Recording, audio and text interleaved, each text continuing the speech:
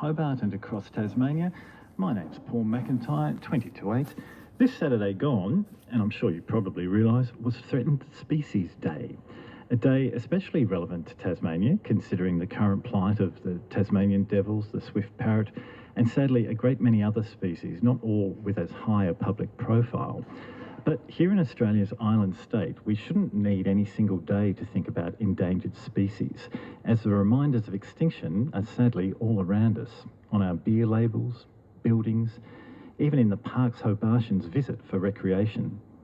It was on the site, of course, of the Beaumaris Zoo this Saturday gone that visiting guest speaker for the day, Gareth Linnard, gave a talk about the thylacine, and it was suggested to me I really need to chat with Gareth myself. If you happen to have any memories of either the thylacine or the old Beaumaris Zoo, both Gareth and I would love to hear from you. My number is 1300 222 936 and the text is 0438 922 936. Gareth, thank you for coming in this evening. Great to meet you. Now, just before I came into the studio this evening, I was given a piece of audio from Lucy Braden, our drive presenter in the south of the state, and it's a piece that was recorded, I believe, with her grandmother as part of the Tiger Tales, which was a series Chris Wisby, our former Weekends presenter, did probably about a good 20-25 years ago, which was recording people's memories of the tigers. And I thought you'd probably really enjoy listening to this, as well as to share it with everyone. This is Lucy's grandmother, Margaret Braden, talking here with Chris Wisby. I think it was while I was at Waratah this happened. There were two young men, Delphins, their names were. I can't remember their Christian name. And they had caught these two. They weren't full-grown tigers, and they had them in a tent, I can remember it vividly, with dog collars around their necks and chains. And they spoke of taking them around the shows and showing them at the side shows. But after that, I can't remember what happened to them. Yes, so this would... I can remember seeing the two little tigers. So, I'm trying to think what year that would be, Margaret, about the 1930s or so? Yes, 29. Yeah. Around about 29, 30.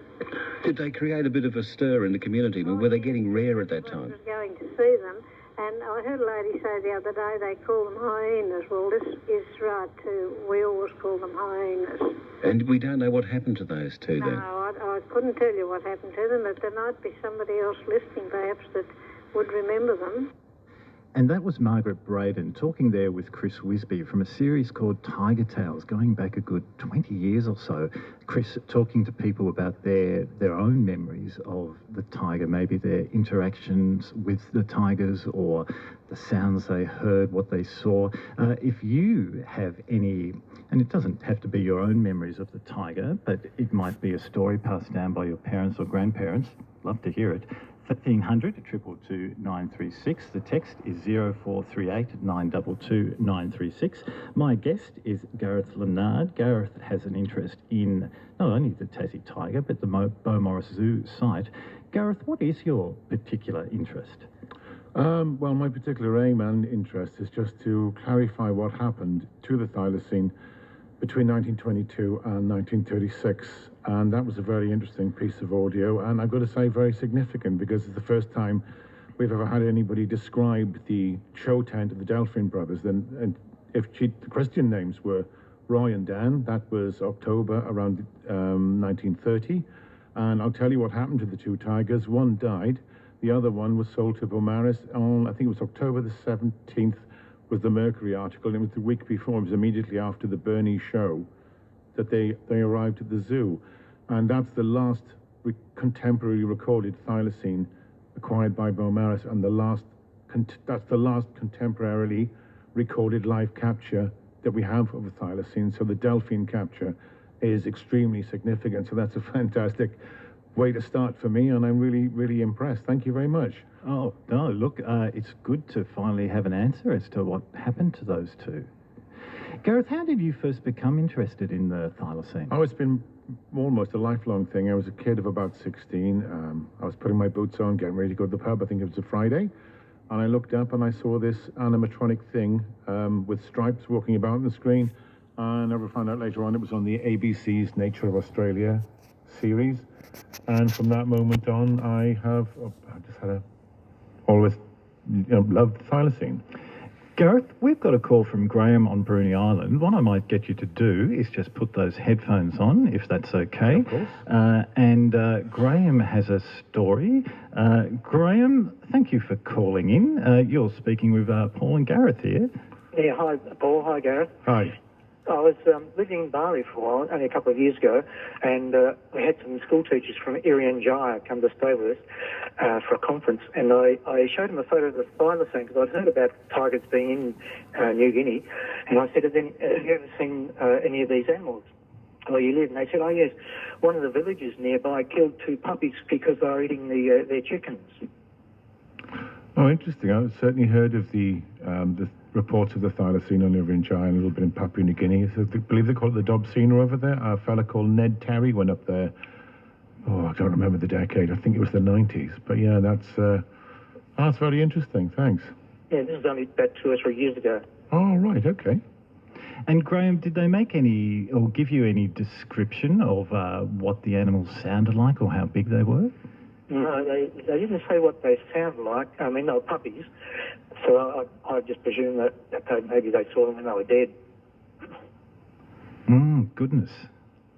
Yes, I heard of a guy from the university here in Tasmania who went up to New Guinea, and he was looking for them because he'd had reports in New Guinea area. Yeah, I sort of remember something about that. Was that in the last sort of 5 or 6 years? That man, you mean, from the university? Yeah, that's the one. Yeah, about that time, yeah. Oh, right. Yeah, good. Did they pass on any other information, Graham, that might be significant? No, I didn't sort of ask any more, but I got details of where they lived, and I had a look on the map, so I thought if I wanted to contact them again, I knew where to find them, the people. Was it a similar kind of area as to, I guess, the sort of place they might have lived here in Tasmania? I'm just thinking landscape-wise. I don't know. They didn't describe that. They just said it was a village nearby where they were staying in a city. Was there a bit of a shiver go up your spine?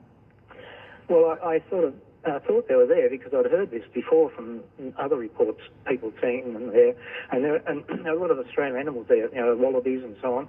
So I thought, wow, they killed them. I thought that's bizarre. Here we are trying to, would like to have them, and they're killing them. Graham, thank you very much for calling in. Thank you, Graham. Thank you. And if you've got a story, maybe a story that was handed down or passed down through your family about Beaumaris Zoo or about the Tasmanian tiger, I'd love to know what that is. Phone 1300 222 936, or you can text me on 0438 922 936.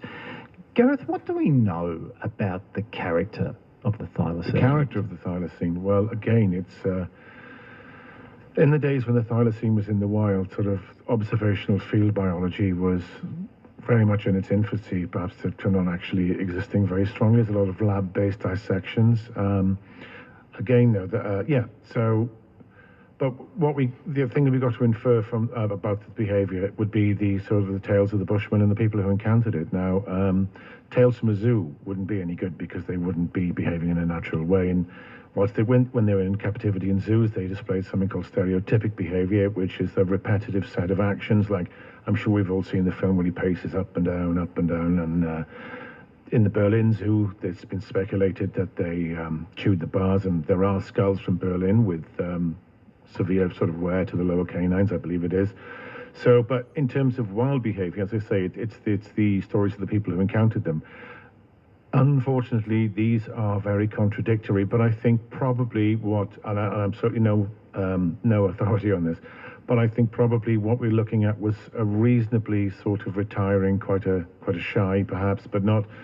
I think I can't remember, somebody was interviewed and they said that probably, as I say, reasonably shy, quite retiring, but not particularly to be honest. It certainly, from my understanding of the thylacine, it wasn't the vicious killer it wasn't the vicious killer of sheep and livestock that it was portrayed to be. Again, I mean, that's something that Yeah, so my area is the archival research in the zoo, so that's not really. I'm probably not the best person to ask. No, that's okay. We've got another call from Judith in Battery Point. Judith, you saw a thylacine in the early 1960s. Yes, Paul and Garth. We took Oklahoma, a musical that we did in Hobart. We took it up to Devonport, and we had a weekend in between, so we had a Sunday off. And some people took a group of us, I think there were about 3 of us, for a drive on the Sunday. And, I know it sounds strange, but we all saw this thylacine come out of the side of the road, out of the trees.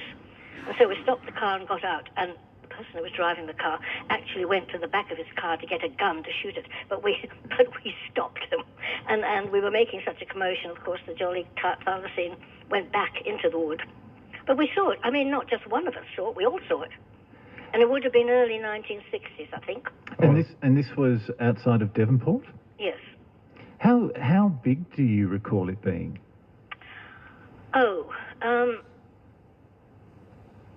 A largish dog, I would think. Can you remember anything specifically about the way it moved or behaved? No, it wasn't fast. It just came out slowly, and it didn't go back particularly fast either. Do you remember how far away it was from you when you saw it? We would have been on the left-hand side of the road, and it would have been across the road and on the other side, if you see what I mean. Well, it wasn't on the side that we were driving on. It was on the other side. And how far in front of you would it have been? Was it further down the road? We were going quite slowly. We weren't going fast because we were looking at scenery and stuff because we were interested. So it just appeared. Can you remember the thoughts that went through your mind as soon as you saw it? Well, yes, I thought that's one of those animals they've been telling me about. But did you think? Did you? I hadn't been in Tasmania all that long. You didn't sort of do a bit of a double take and think, oh no, it can't be. They're meant to be extinct. Well, you see, I'd only arrived in Tasmania in 1958, so I hadn't been here very long, and it didn't occur to me that it was all that unusual, really. Really? Because it was the other people that said, oh, well, look, they said, and they were obviously, interested, so I looked too, and it was a striped tiger-looking animal. It's interesting that you mentioned the driver's first instinct was to reach for a gun, that still prevailed. We thought that was terrible. Obviously, they, but I realized that it was something extraordinary that, we were looking at, or that we'd seen, and I realized that the others knew more about it than me, and were definitely. Judith, thank you very, very much for sharing your memories and that experience with us this evening. Good. That was Judith in Battery Point. The phone number, if you'd like to be part of this conversation, and I'd love you to be part of this conversation, is 1300 222 936, or you can send a text with your memories or perhaps a sighting of a thylacine or a story that was passed down your family, maybe from your parents or grandparents, 0438 922 936. Gareth, we've